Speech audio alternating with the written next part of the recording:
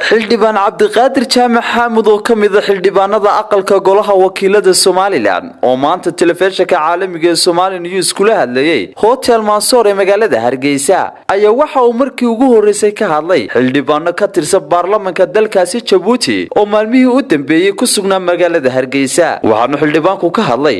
ulajeedada ay xildhibaanadaasi u joogaan Hargeysa xildhibaanku isagoo arintaasi ka hadlayna waxa uu yiri saddex shay joogeen nimankan xildhibaanada ah waa niman heerka kamid ah runtii de waxa la yiri hore loo yiri absame meel ma wada joogo waxa uma kala seegana waa la isla socday waa la isugaa laakiin marka sidan oo kale la soo arag marka maanta nasiib loo helay in afar xildhibaan yimaadaan oo la iswaraysto oo la isxog waraysto oo si caadi oo bibli la isu waraysto ugu horeysay nimankaas ka tagay waxa la yiraahdaa meel geeyo la yiraahdo oo bidii hore dooyo ka dhoofi jireen halkaas dadku ka bixi jireen iyaga xitaa marmar baa jirtay geelal badan iyo wax saal la isu dhaafsaday oo iyagu ay marmar xitaa markay nafta loo keenay dooyi laga ay gubeen oo halkaas marka xidhiidhku halkaas uu jiray marka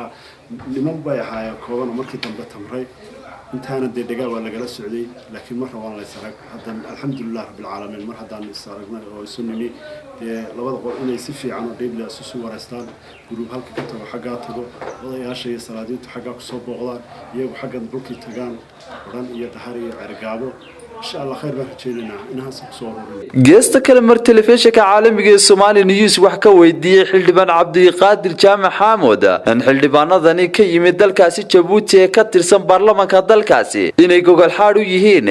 ra'iisul wasaaraha dalkaasi Djibouti ee la filayay inuu yimaado Hargeysa maalmaha soo socda ayaa waxa uu yiri soo kordhin karaa dadku markay isbartaan bulshadu oo ay si fiican isu dhaxgalaan wax badan baa soo kordhin karaa waxa laga yaabaa inaynu halka ka helo wixii ku wareersanay ilaa inta badan doonayna ictiraafka waayo de ictiraafku iska iman maayo hadiyad lagu keenay farsamooyin badan baa jiro loo maray insha Allah marka kulli wax badan baynu ka faa'iidi doonaa hadii Ilaahay ka dhigo ra'iisul wasaarahana kulli waa khasab inuu martulkii soo barto